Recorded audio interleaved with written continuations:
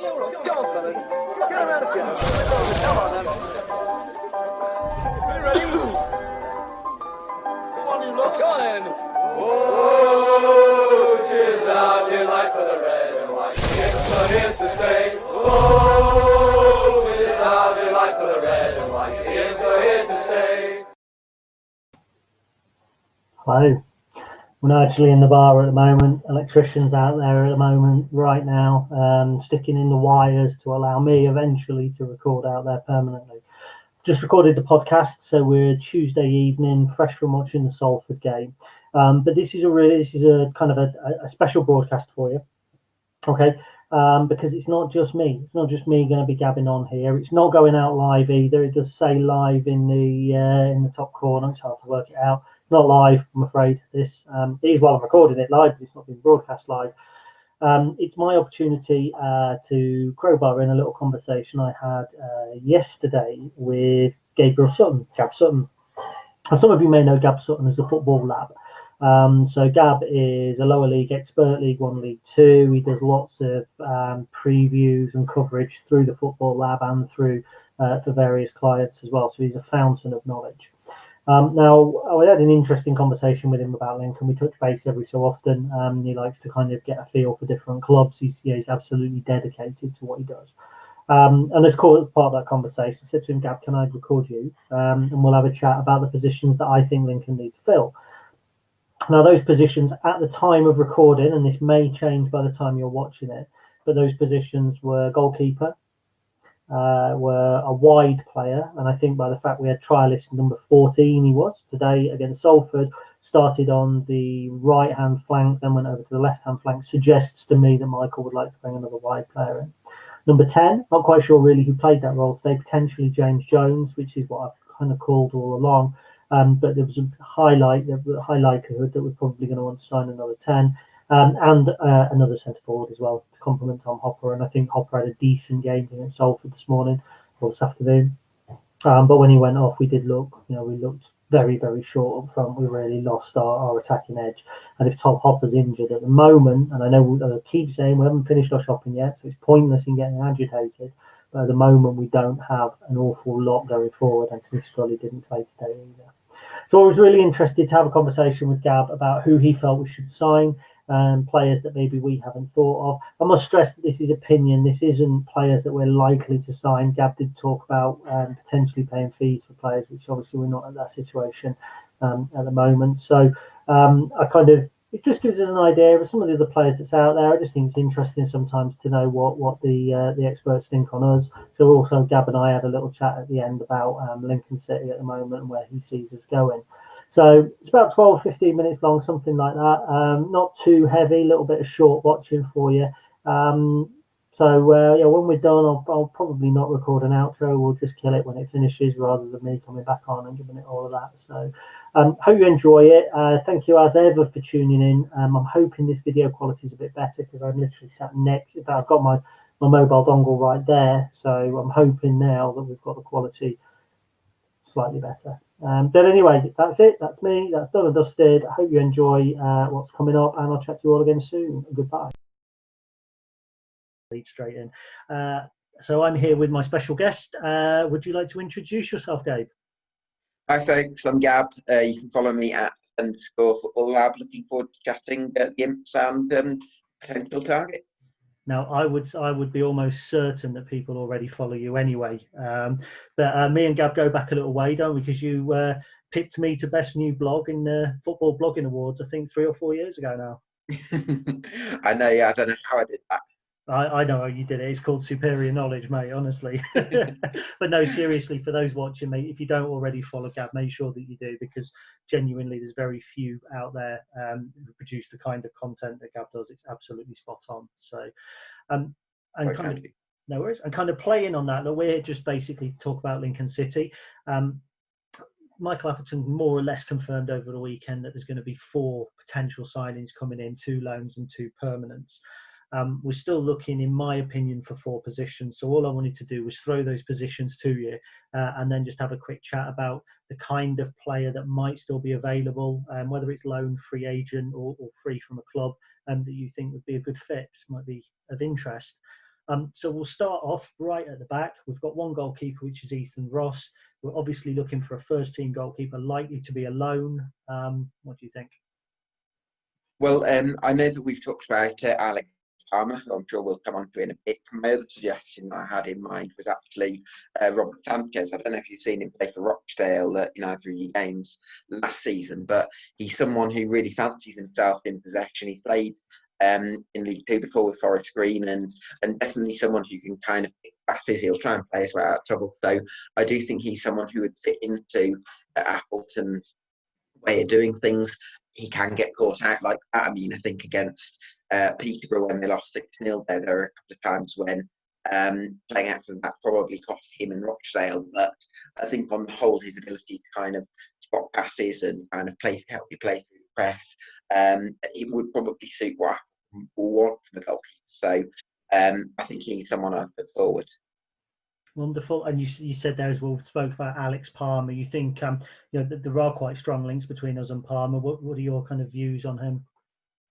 Yeah, I think he's had a great season last season with Argyle. I think probably, I mentioned Sanchez before, I think Palmer's probably more established as a great shot stopper than Sanchez is, Palmer is. So I think he's kind of proved tried and tested in that sense. He's won promotion before with Argyle, and he's got that ability to distribute. And he's also got he's obviously at West Brom at the moment, and Appleton's got connections with West Brom. I think he was manager of their academy before he took the job with yourself. So I think from that point of view, it seems like a sensible fit. Wonderful. So, I mean, that's the goalkeeper. We've signed, you and I have obviously had a discussion off air, so to speak, about our squad at the back. We're looking very settled in the midfield. We've got lots of good players signed there as well. But going forward, we are looking particularly weak, or look like we could do with strengthening, let's be fair. So if it was just to start on the flanks, obviously we may have a left-sided option in Jorge Grant. We may have a right-sided option in Anthony Scully.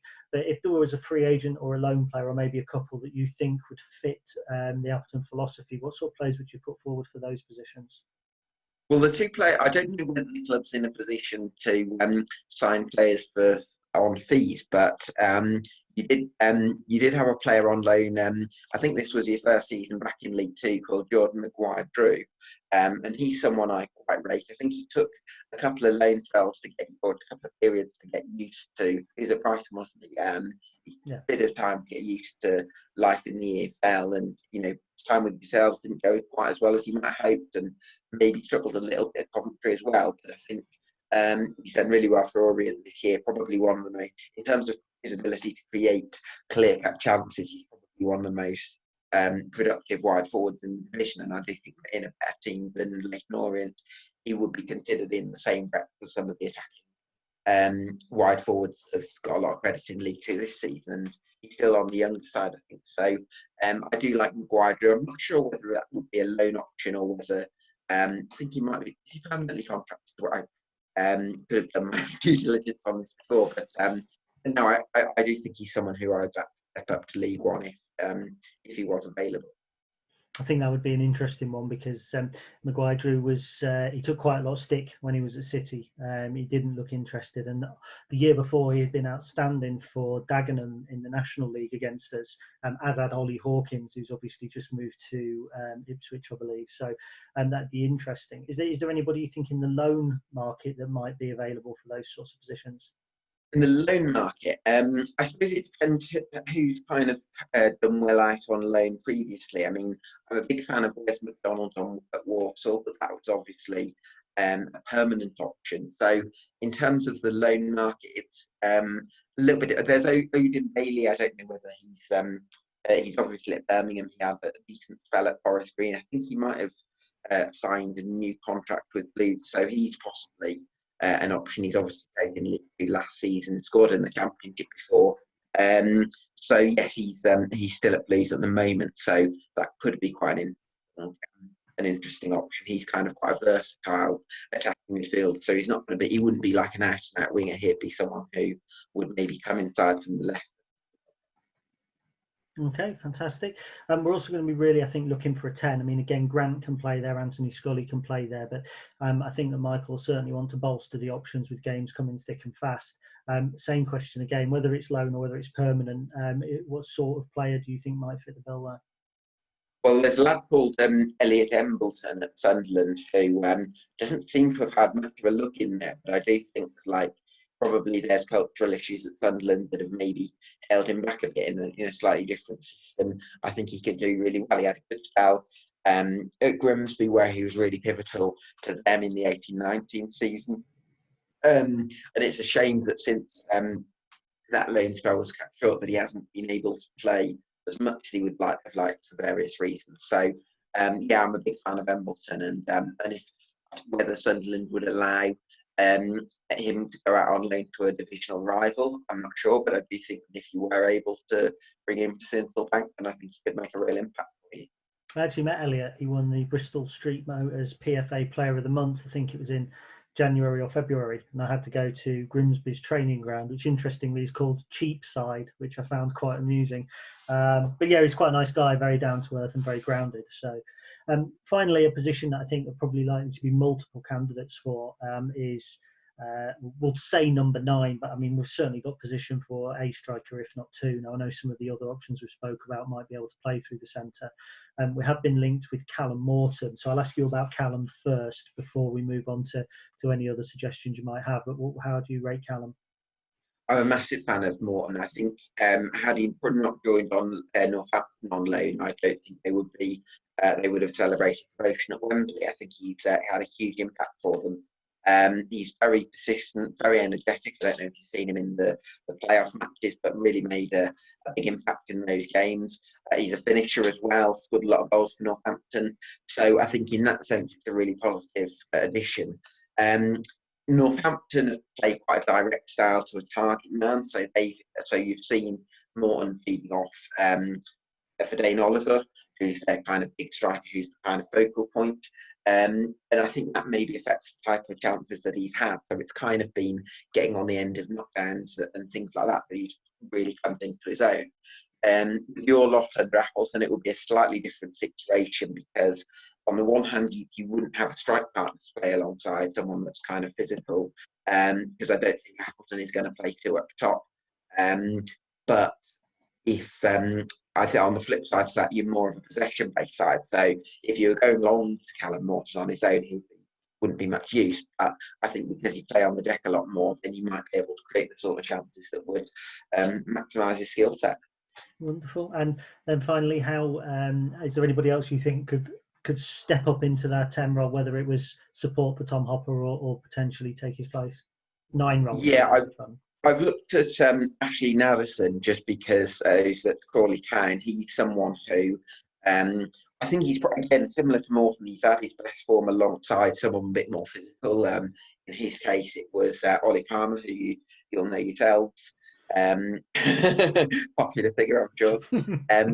But no, I think sort of with Palmer, he kind of had that bit more of a physical presence than Natherson running off him. But again, Crawley didn't have much creativity as as Lincoln probably will do under Appleton in those areas between edge of the final third and halfway line. So there'll be more players in Lincoln's side, possibly James Jones, who can maybe thread those through balls for someone like an Addison to run on to. So I think he could be an interesting addition. But again, it's whether the club's going to be willing to pay a fee because they've already paid a reasonable fee on the lad you've got at the moment, Tom Hopper, in January. So whether they'd want to pay 2 fees remains to be seen. Interesting. Was Addison on loan at Carlisle from Fleetwood? Yes, he did have a spell at Carlisle, yeah. He scored 2 against us in the infamous Watergate game where the pitch didn't get watered beforehand and Danny Cowley ripped into people and blamed the dry pitch for a 2-2 draw. So it's really interesting. One very last question. Obviously, we've spoken about Lincoln. You've kind of asked my opinions on Lincoln going forward. From an outsider looking in, how do you kind of see Michael Appleton's prospects as manager with his recruitment and the way the club's going? Yeah, I think he's certainly very well respected figure within football. He's did wonders at Oxford, and I think generally within the game he has that kind of reputation as someone who will develop players, and he seems to be looking at players he can develop. So there's players who have maybe had a first loan spell in the EFL and then kind of had that experience under their belt, who are supremely talented and then can really push on with their second loan. His recruitment, he's obviously added Anthony Scully, who I'm quite a big fan of. Obviously needs to change the style a little bit, because although I think sometimes you can overdo the kind of stereotype of Danny Cowley and Nicky being very direct managers, and they did kind of evolve it a little bit towards the end of their stint back inside in that League Two title win. But I think on the whole, it probably didn't play out from the back match, and that's something that's kind of a staple to Michael Appleton's philosophy. So he's going to need to get in players who suit what he wants to do. He's obviously added Lewis Montsma from Holland. I think that's a good step forward towards that. And if I'm honest, I can't really see you being in relegation danger next season, and I can see it being very much a building season. Wonderful. Well, thank you very much, Gab. I really, really appreciate your time. Just to everybody again, make sure that you go and follow Gab. I'll put his Twitter handle in the bio. So thank you, mate, for your time. Really appreciate it. Yeah, cheers, and keep up the good work on Stacey West blog. You do a cracking job as well. So thank you. Cheers, pal. Right.